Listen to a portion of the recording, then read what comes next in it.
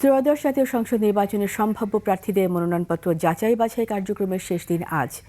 ৩০০ সংসদীয় আসনে রিটার্নিং কর্মকর্তার মাধ্যমে যাচাই বাছাই শেষে প্রকাশ করা হবে কতটি মনোনয়নপত্র বৈধ এবং কতটি বাতিল হয়েছে। কাল থেকে ৯ জানুয়ারি পর্যন্ত বাতিলের বিরুদ্ধে আপিলের সুযোগ পাবেন প্রার্থীরা। প্রতিনিধিদের তথ্য ভিডিওতে ডেস্ক রিপোর্ট। সানবিট সব দিবে সামাল। সানবিট ম্যাজিক প্রেস ডিশওয়াশিং এর মাথা ঘোরানো সলিউশন। যাচাই বাছাইয়ের শেষ দিনে চট্টগ্রাম ৯ কোতোয়ালি বাকলি আসনে জামায়াতের প্রার্থী এ.কে.এম. ফজলুল হকের মনোনয়ন বাতিল হয়েছে। হলফনামায় দ্বৈত নাগরিকত্বের কথা উল্লেখ করলেও নাগরিকত্ব ত্যাগের কাগজপত্র দাখিল না করায় তার মনোনয়ন বাতিল করা হয়। এছাড়া চট্টগ্রাম ৮ আসনে সিপিবির প্রার্থী মোহাম্মদ শিহাবুদ্দিন ও স্বতন্ত্র প্রার্থী মোহাম্মদ আজাদ চৌধুরীর মনোনয়ন বাতিল হয়েছে। ফেনী ১ খালেদা জিয়ার আসনে বিকল্প প্রার্থী রফিকুল ইসলাম মজনু সহ ৬ প্রার্থীর মনোনয়ন বৈধ। এছাড়া খেলাফত মজলিসের মোহাম্মদ নাজমুল আলম, বাংলাদেশ কংগ্রেসের প্রার্থী মোহাম্মদ ফিরোজ উদ্দিন চৌধুরী এবং স্বতন্ত্র প্রার্থী নিজামুদ্দিন ভূঁইয়ার মনোনয়নপত্র বাতিল হয়েছে। বেগম খালেদা জিয়া সবসময় ফেনীর মানুষের হৃদয়ে আছে, হৃদয় থাকবে।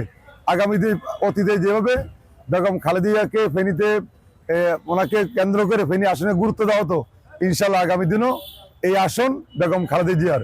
খুলনার ৬টি আসনে যাচাই বাছাই শেষে ৩৫ জনের মনোনয়ন বৈধ ঘোষণা করা হয়েছে।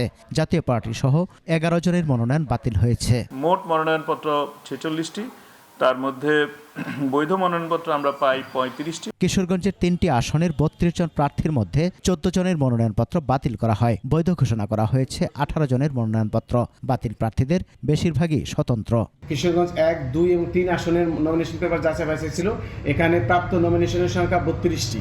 ৫ আসনে ৩২ জনের মধ্যে পাবনা ৪ আসনে বিএনপির বিদ্রোহী প্রার্থী জাকারিয়া পিন্টু সহ জেলার ৫ জন প্রার্থীর মনোনয়ন বাতিল হয়েছে। মানিকগঞ্জে ৩টি সংসদীয় আসনে ২৭ জনের মধ্যে ১৮টি মনোনয়ন বৈধ ঘোষণা এবং ৯টি বাতিল করা হয়েছে। রিটার্নিং অফিসারের যে কোনো সিদ্ধান্তের বিরুদ্ধে আপনাদের আপিল করার সুযোগ রয়েছে। এছাড়া শেষ দিনে নওগাঁ, সিরাজগঞ্জ সহ দেশের বিভিন্ন জেলায় চলে মনোনয়ন যাচাই বাছাই কার্যক্রম। বাতিল হওয়া মনোনয়নের বিষয়ে ৯ জানুয়ারি পর্যন্ত আপিলের সুযোগ রয়েছে। সমর ইসলাম, ২১ টেলিভিশন।